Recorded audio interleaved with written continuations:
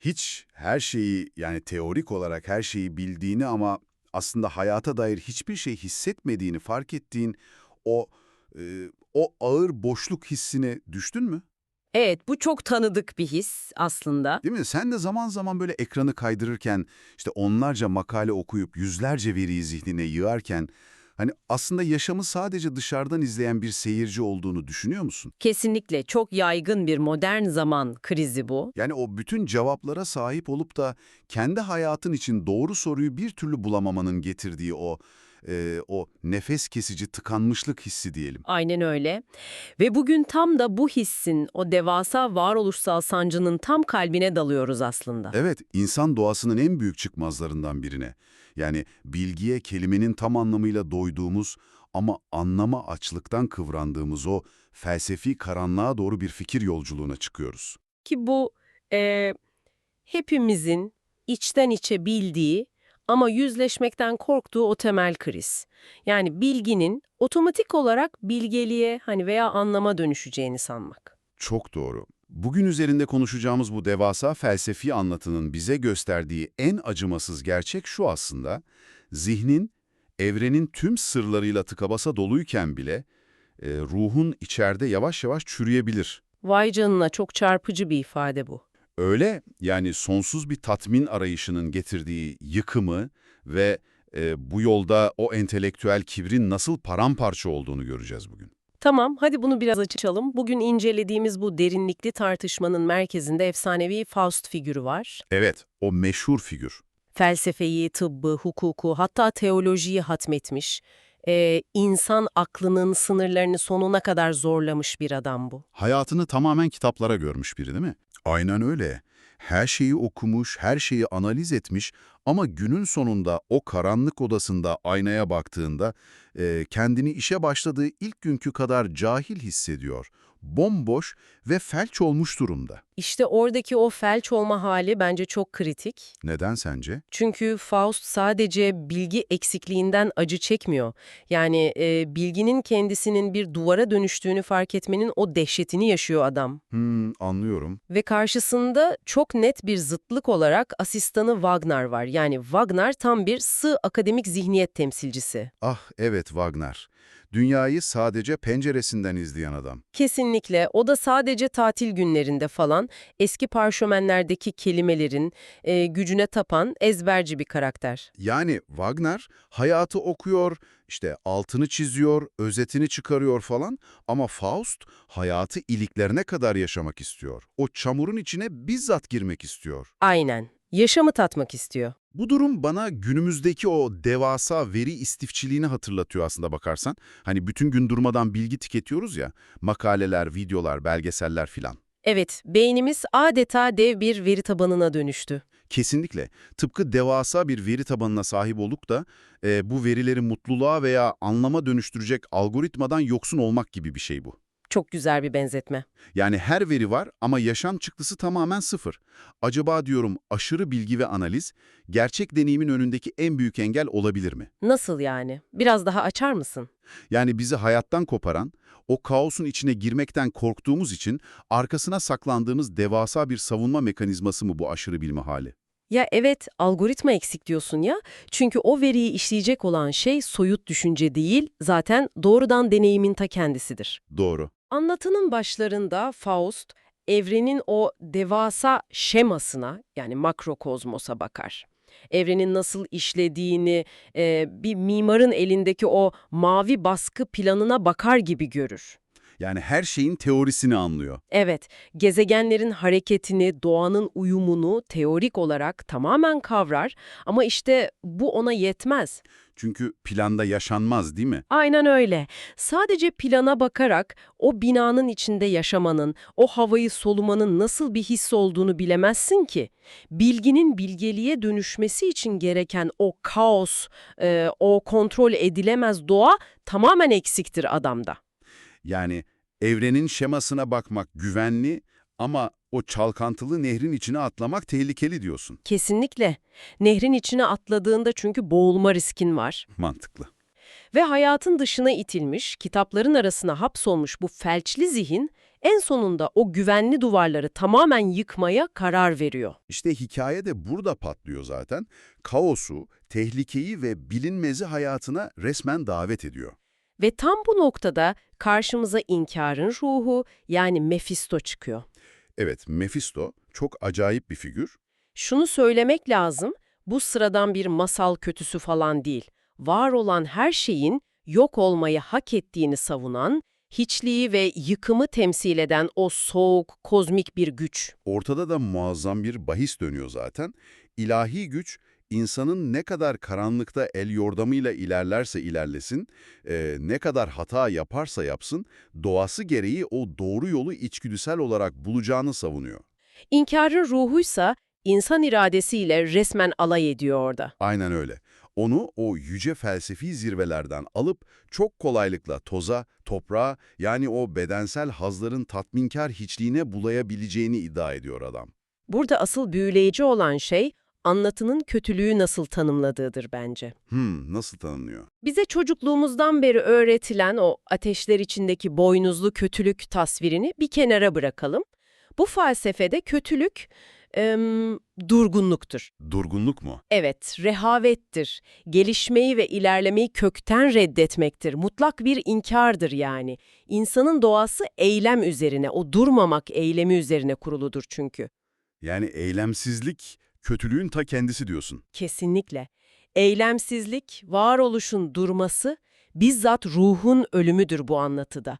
O zaman Faust ve Mephisto arasındaki o meşhur kanlı anlaşmanın felsefi çekirdeği de tam buraya, bu noktaya oturuyor. Aynen öyle.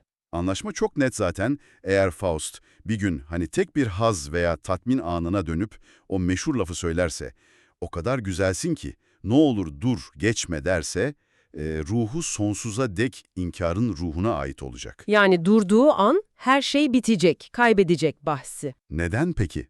Neden durduğu an kaybediyor? Çünkü dur geçme demek artık arayacak, çabalayacak, yaratacak hiçbir şeyim kalmadı demek oluyor. Bu basit bir kabulleniş falan değil, evrenin o akışkan doğasına karşı tam bir vazgeçiştir. Çok derin bir nokta bu. İnkarın ruhu insanın o konforlu rehavet içinde, o eylemsizlikte çürümesini ister çünkü. Kötülük tam olarak budur. Biliyor musun, sen bunu anlatırken aklımda sürekli günümüz dünyası canlanıyor. Yani bu kozmik anlaşma sanki hepimizin şu an üzerinde çılgınlarca koştuğu o meşhur dopamin koşu bandının, o haz adaptasyonunun çok daha derin bir felsefi yansıması gibi. Ya evet, çok doğru bir yakalama bu. Değil mi? Sürekli bir sonraki hazzı kovalıyoruz işte. Yeni bir eşya alıyoruz, yeni bir başarı elde ediyoruz, sosyal medyada bildirim bekliyoruz falan. Duramıyoruz bir türlü. Aynen.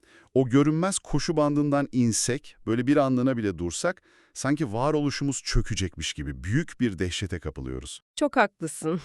Hani sen de pazar günü hiçbir şey yapmadan oturduğunda o içini kemiren, sürekli bir şeyler yapmalıyım diyen suçluluk duygusunu hissediyorsun ya dinleyici. Acaba diyorum Faust'un bir ana dur demekten ölesiye korkması, bizim o anı yaşamaktan duyduğumuz o modern dehşetin kökleri olabilir mi? Bence kesinlikle olabilir. İnsan o duruşun getirdiği mutlak tatmine ulaştığını sandığında aslında ruhen tükenmiştir. Evet, tükeniştir o. Ancak Faust'un bu durmama ve hani o sınırsız deneyim arzusu o soyut çalışma odasından çıkıp gerçek dünyaya, dışarıdaki sokaktaki insanların hayatına çarptığında işin rengi inanılmaz karanlık bir hal alıyor. Ah, evet. İşin içine diğer insanlar girince yıkım başlıyor. Sınırsız arzu, masumiyetle karşılaştığında her zaman felaket getirir zaten. Kesinlikle. Ve burada karşımıza Margarete çıkıyor. Evet, Margarete figürü. Gençlik ve böyle tuhaf bir büyüyle donanan Faust, o saf, kendi halinde oldukça dindar ve masum Margarete'nin dünyasına adeta bir meteor gibi düşüyor. Çok yıkıcı bir giriş yapıyor onun hayatına. Adam sadece kendi varoluşsal krizini çözmek, o gerçek hayatı deneyimlemek için resmen bir başkasının hayatını paramparça ediyordu. İşte Margarete figüründe çok güçlü ama entelektüel olmayan tamamen içgüdüsel bir ahlak görürüz biz. Nasıl bir ahlak o? Şöyle ki Margarete'nin sezgileri Faust'un yanındaki inkarın ruhunun o soğuk, karanlık, tekinsiz doğasını anında hisseder. Yani ondan iğrenir adeta. Hissediyor ama adını koyamıyor tam, değil mi? Aynen. Ancak karşısındaki adam yani Faust kendi o bencil arzularını meşrulaştırmak için felsefenin o muazzam yüce dilini silah olarak kullanır. İşte o sahne beni gerçekten benden alıyor. Faust, Margaret'in inançla ilgili o samimi sorularını geçiştirirken kendi o yıkıcı arzularını böyle çok süslü kelimelerle örtbas ediyor. Ne diyor mesela orada? Diyor ki, duygu her şeydir. İsimler sadece birer sestir. Doğanın o yüce akışına teslim olmalıyız filan diyor. Tam bir manipülasyon. Aynen öyle. Bencilce bir cinsellik ve haz arzusunu kıza sanki evrensel, panteist, yüce bir felsefeymiş gibi satıyor adam. Eğer bunu büyük resme bağlarsak, saf akıldan kaçıp salt duyguya saplanmanın ne kadar korkunç bir ahlaki tehlike yarattığını çok net görüyoruz burada. Yani aklın sınırı yoksa duygunun da yok. Aynen öyle. İnsan zekası en bencil ve en karanlık eylemlerini bile kendine ve başkalarına rasyonalize edebilecek kadar tehlikeli bir silahtır aslında. Çok tehlikeli gerçekten. Yani evrensel bir bütünlük hissi veya o doğaya dönüş bahanesi, sırf bir başkasını kendi hazzın için kullanmanın şık bir örtüsü haline gelir. Düşünsene, bu günümüzde ne kadar yaygın aslında. Etrafındaki insanları bir düşün dinleyici. Çok tanıdık örnekler var, evet. Hani o, ben sadece anı yaşıyorum. Kendi gerçeğimi bulma yolculuğundayım. İşte içimden gelen sese kulak veriyorum diyerek arkasında kırık kalpler, mahvolmuş hayatlar bırakan o toksik bireysellik. Kesinlikle. Kendi bencil hazzını o kişisel gelişim veya felsefe kılıfına sokmak. Faust'un Margaret'e yaptığı tam olarak bu değil mi aslında? Nokta atışı tespit bence. Nesnel değerlerden, o ahlaki sorumluluktan ve hani diğer insanların birer araç değil, bizzat amaç olduğu gerçeğinden kopmuş bir mutlak öznellik her zaman ama her zaman yıkıma yol açar. Kaçınılmaz yani. Evet. Kendi hazzını ve o deneyimini evrenin merkezi yapan bir zihin, çevresindeki herkesi sadece o hazza ulaşmak için harcanabilir nesneler olarak görür. Çok acımasız. Margaret'in o trajik sonu da zaten aklını yitirmesi falan bu entelektüel bencilliğin gerçek dünyadaki o kanlı faturasıdır işte. Ve ilginçtir ki bu korkunç suçluluktan, yarattığı bu gerçek yıkımdan kaçmak isteyen Faust, bu sefer de yüzünü tamamen gerçek dışı bir dünyaya dönüyor. O büyük yanılsamalara sığınıyor. Evet, anlatının o devasa ve karmaşık diğer aşamalarına geçiyoruz burada. Değerin, ağırlığın ve hani gerçekliğin tamamen ortadan kaybolduğu o imparatorluk sahneleri falan. Biraz bahsetsene onlardan. O sahneler modern toplumun nasıl delirdiğinin bence kusursuz bir özetidir. Nasıl bir delilik bu? İnkarın ruhu ve Faust gidiyorlar, imparatorun sarayına giriyorlar ve iflas etmiş devleti kurtarmak için ne icat ediyorlar biliyor musun? Kağıt parayı. Yok artık. Cidden mi? Evet, toprağın altındaki henüz çıkarılmamış altınları teminat göstererek böyle karşılıksız sonsuz kağıt para basıyorlar devlete. Sadece inanışa dayalı, böyle havadan yaratılan devasa bir zenginlik yanılsaması. Aynen öyle. Yani altını veya emeği değil, sadece vaadi temsil eden o içi boş kağıt parçaları. Değerin fiziksel gerçeklikten tamamen koparılması. İşte tam da bu.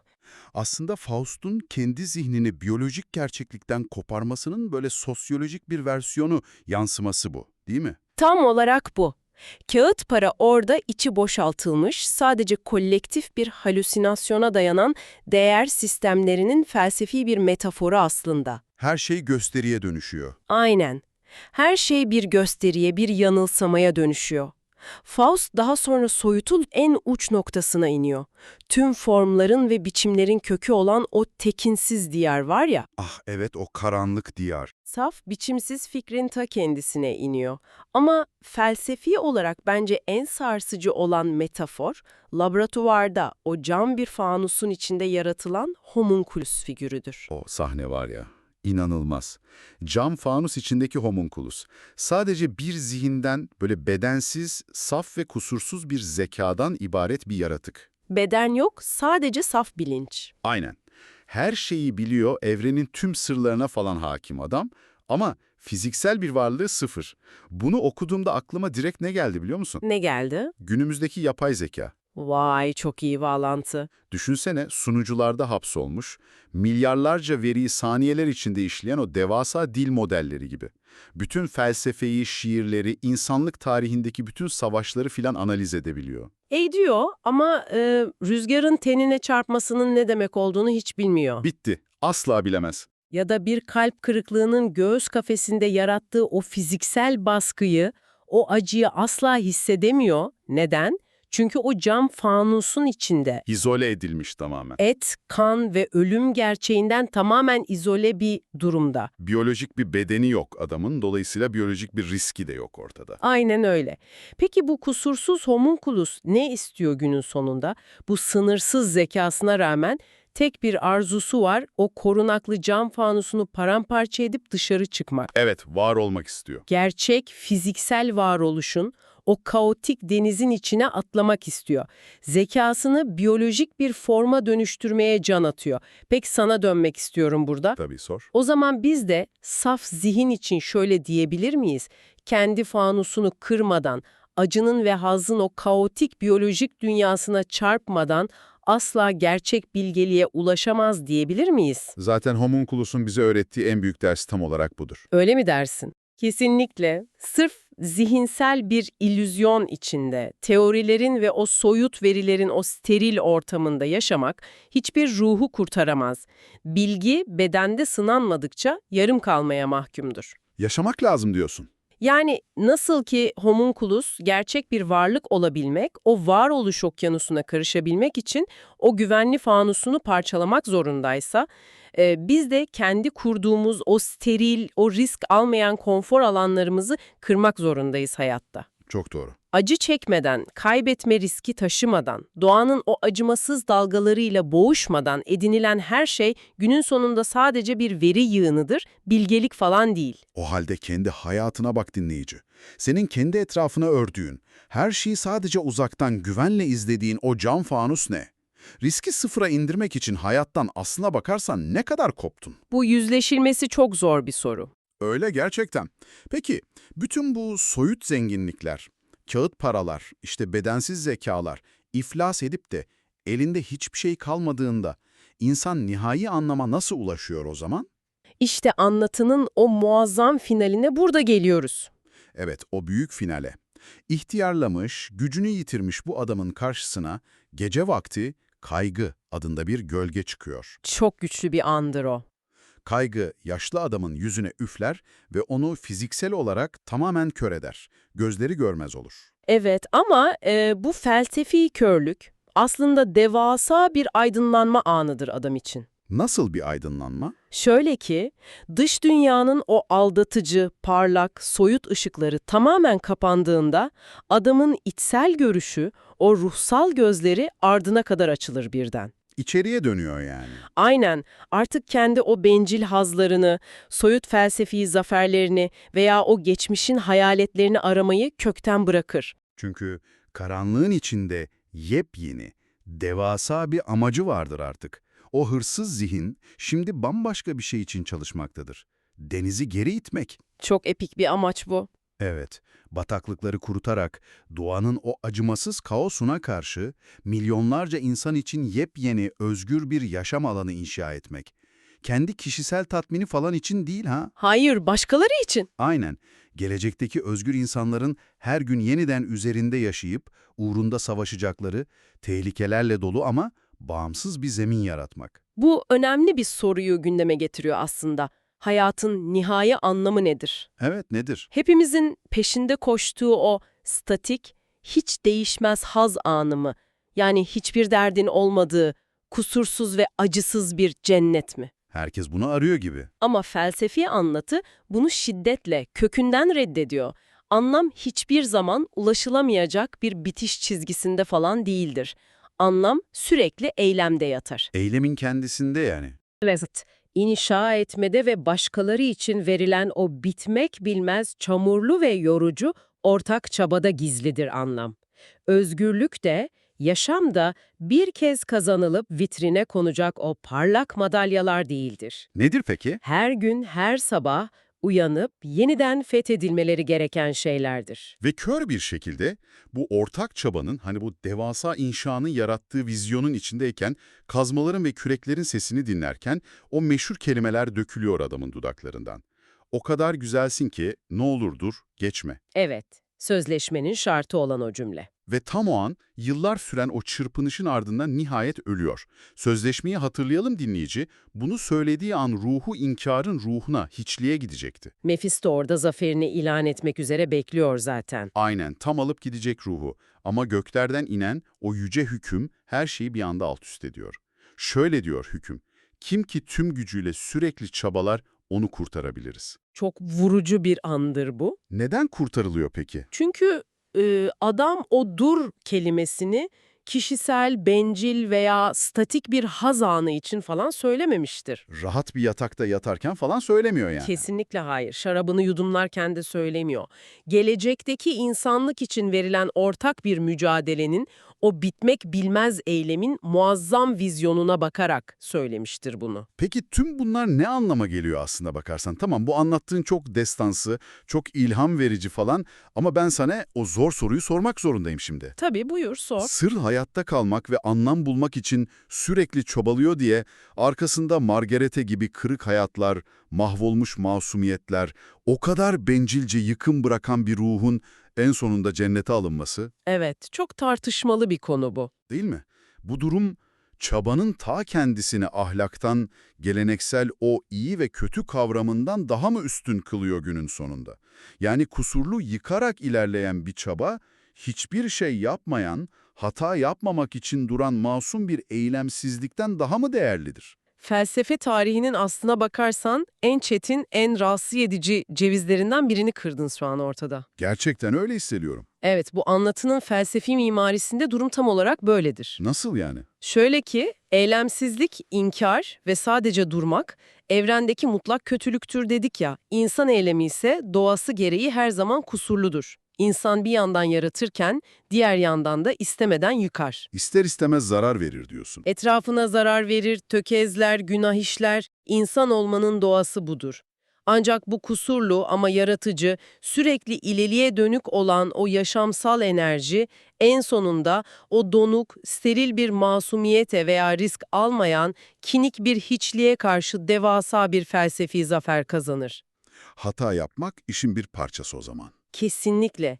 Hata yapmak, var olmanın, sınırları zorlamanın ve gelişmenin ödenmesi gereken kaçınılmaz bir bedelidir. Masumiyet nerede peki? Kusursuzluk ve mutlak masumiyet ancak ölümde, yani hiçlikte vardır zaten. Yaşam ise çamurlu, hatalı, acı verici ama ısrarlı bir yürüyüştür. Anlıyorum. Mephisto'nun kaybettiği yer tam da burasıdır işte. O soğuk ruh, çabanın içindeki o ilahi kıvılcımı hiçbir zaman anlayamamıştır. Vay canına, ne kadar da sarsıcı bir tablo bu gerçekten. Düşünsene, her şeyi bilip hiçbir şey hissetmeyen o felç edici entelektüel kibrin o karanlık odasından çıktık yola. Evet, çok uzun bir yolculuk. Mutlak hiçlik duygusuyla falan pazarlık ettik. Sonra bencil hazların o karanlık yıkıcılığından geçtik. Karşılıksız basılan paraların o soyut yanılsamalarını gördük.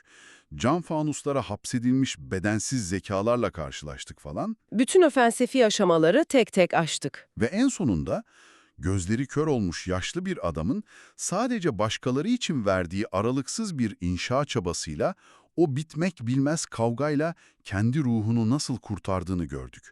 O varoluşsal zafere nasıl ulaştığına şahit olduk. Ki bu, insanın o kadim laneti olan tatminsizliğin aslında ne kadar değerli olduğunu gösteriyor bize. Nasıl yani? Biraz daha açsana bunu. Yani bizi hep daha fazlasını istemeye iten, içeriden yiyip bitiren o açlığın, aslında bizi eyleme zorlayan ve en nihayetinde ruhumuzu kurtaran tek itici güce dönüşmesinin muazzam bir kanıtıdır bu hikaye. Tatminsizlik iyi bir şey yani. Evet, tatminsizlik bir ceza falan değil, eylemin ve yaşamın ta kendisidir. Bizi ileri taşıyan motordur. Kelimenin tam anlamıyla zihin açıcı bir derinlik dalışı oldu bu gerçekten. Kesinlikle çok keyifliydi. Tüm bu felsefi dehlizlerden geçtikten sonra dinleyici, sana dönüp asıl şunu sormak istiyorum.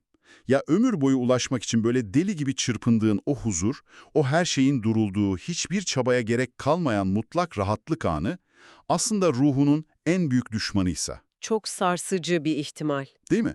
Ya seni hayatta tutan, sana insan olduğunu asıl hissettiren şey varmak istediğin o pürüzsüz, o durağan cennet değil de ayaklarını kanatan, seni her sabah yeniden savaşmaya ve inşa etmeye zorlayan o bitmek bilmez kaotik çabanın ta kendisi ise bugünden tezi yok, kendi etrafına ördüğün o steril cam fanusu paramparça edip o çalkantılı denize atlamaya hazır mısın? Düşünmek için bence harika bir gün. Görüşmek üzere.